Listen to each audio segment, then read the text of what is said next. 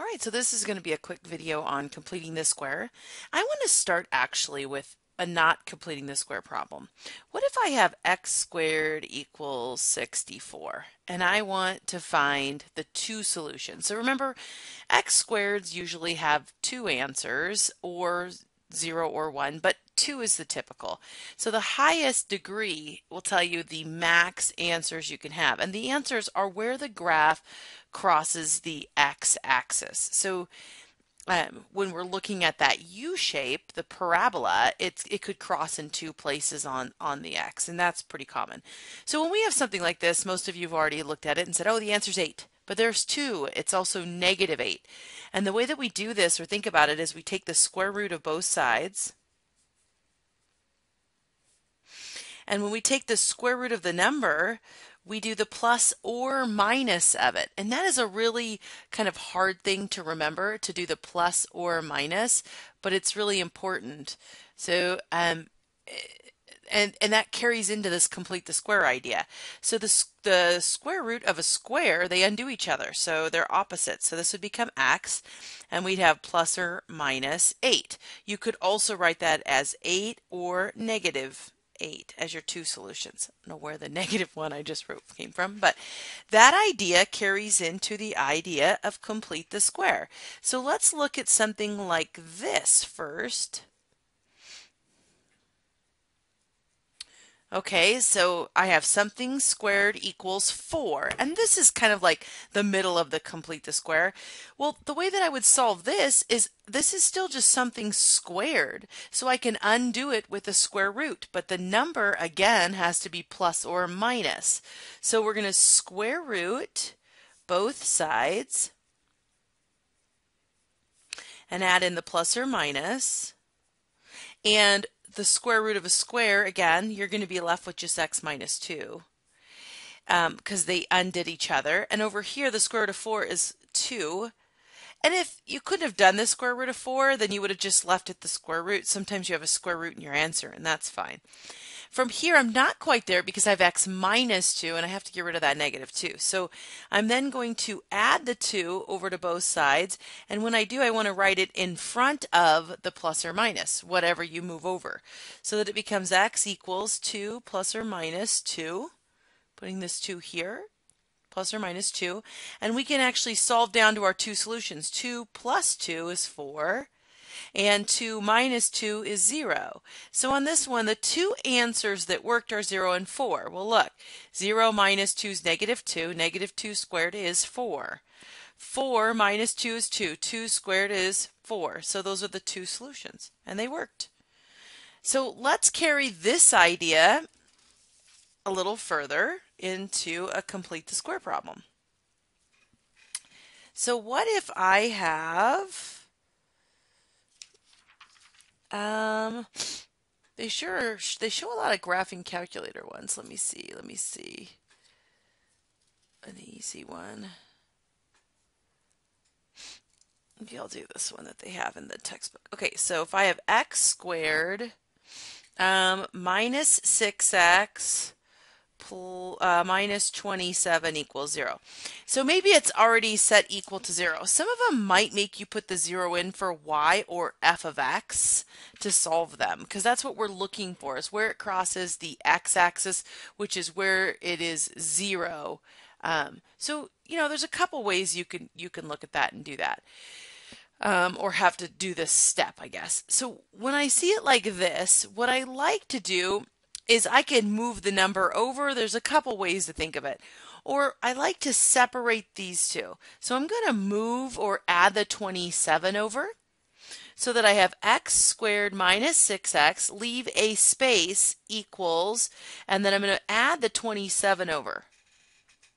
Now what I'm going to do is I'm going to make this have a parenthesis like the last problem with a square. So basically I'm going to make it factorable into a perfect square. The way that I do that is I take the b, the number in front of x, which is -6 or 6 here, and I divide it by 2. So 6 divided by 2 is going to give me 3.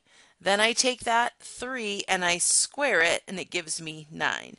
So divide in half, square. That's huge. Divide in half, square. You will have questions on the final and the test that'll say, how do you or what number would you add to both sides to make the perfect square? That's what it's asking. So I'm going to add 9 here, and I'm going to add 9 on the other side. So what you do here, you do here. So you have to add the 9 to both sides. Then on this side, we can now factor this. What multiplies to 9 that adds to 6? Well, it'd be 3 and 3, but you need it to be a negative 6. So it's going to be x minus 3 squared. And then 27 and 9 make 36. And again, where did I get the 3? 3 times 3 is 9, or negative 3 times negative 3 is positive 9. Negative 3 plus negative 3 is negative 6. It's always going to factor into whatever number you divided in half over here. It's always going to be that number there with whatever symbols here. You make it factorable. Like, that's the whole process. Now, it looks like the problem I had before. So I make it factorable. Then I square root both sides. Square root both sides, I'm going to get x minus 3 because it undoes this side, and I'd get a plus or minus square root of 36, or plus or minus 6.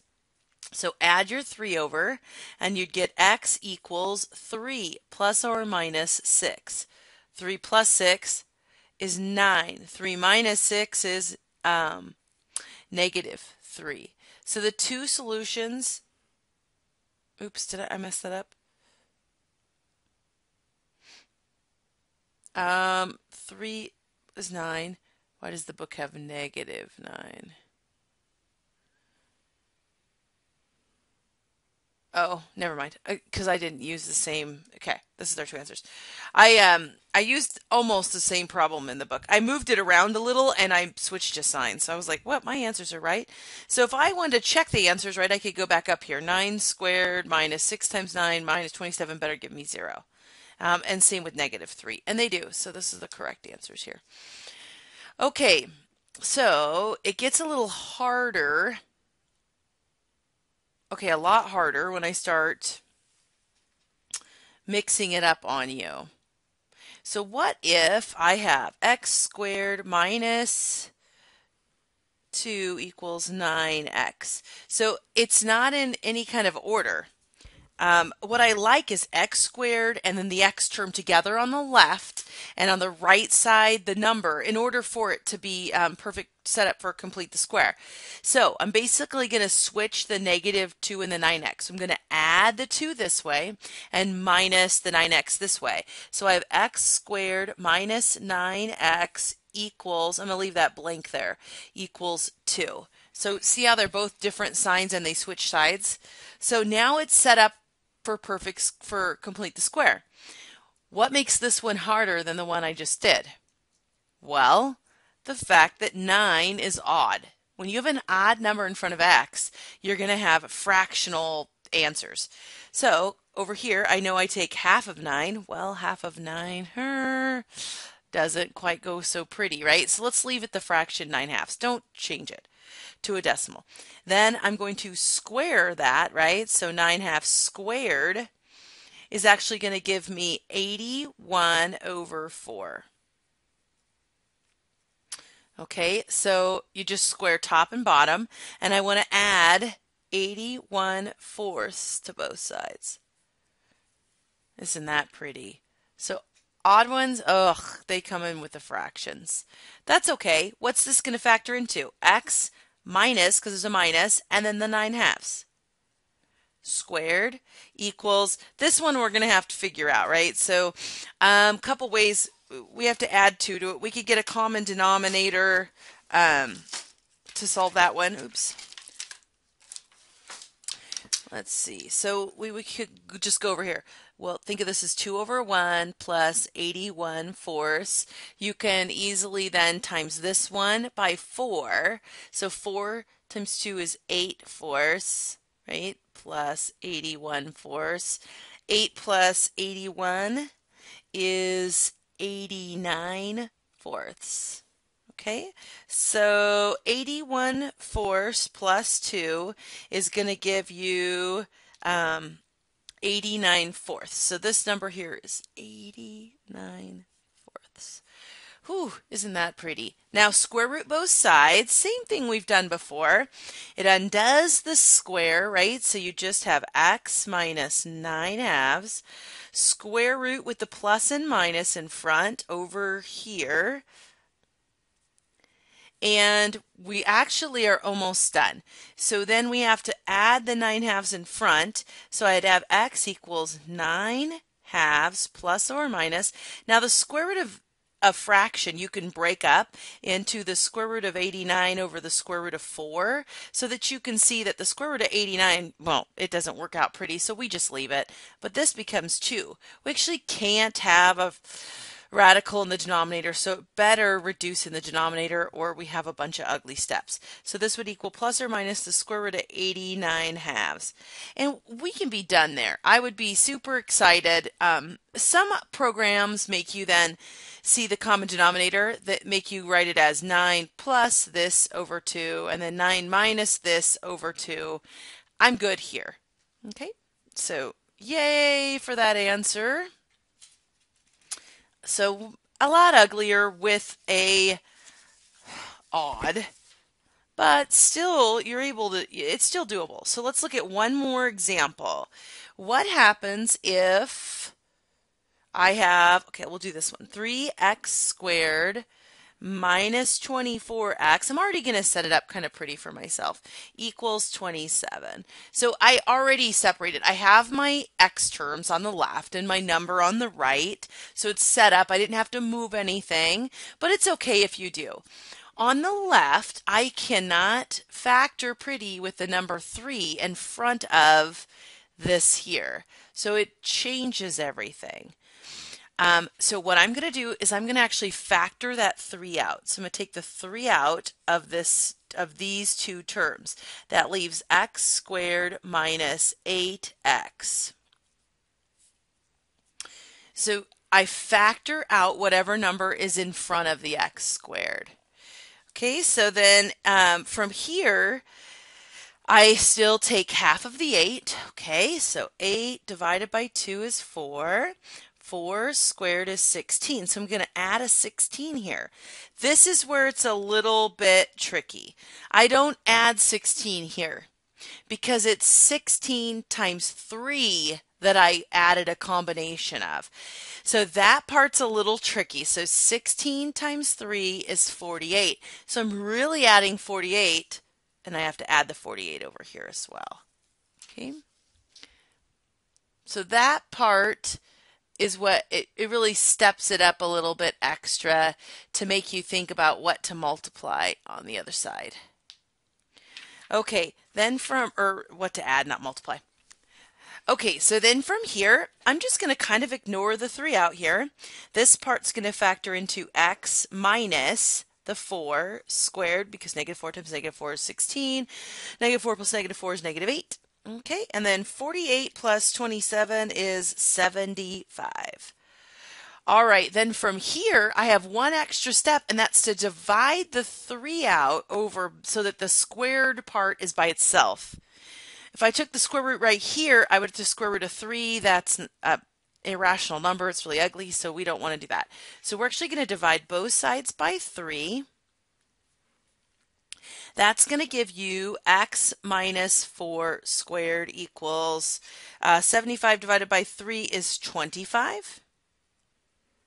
Okay, and then from here, what we can do is take the square root of both sides. So I would get x minus 4 equals the plus or minus square root of 25 is 5. Okay, add the 4 in front, so x is equal to 4 plus or minus that 5. Well, 4 plus 5 is 9. 4 minus 5 is negative 1.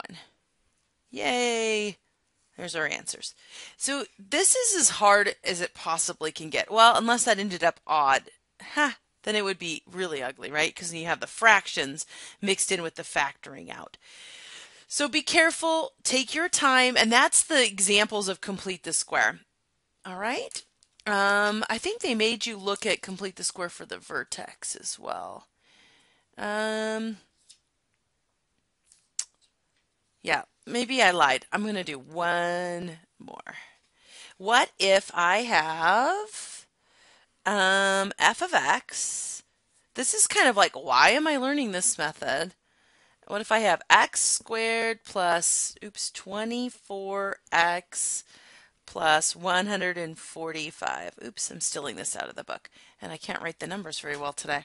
Okay, what is the vertex? I want this in vertex form, or they call it, yeah, vertex form in this textbook. Sometimes they call it standard form, which is confusing.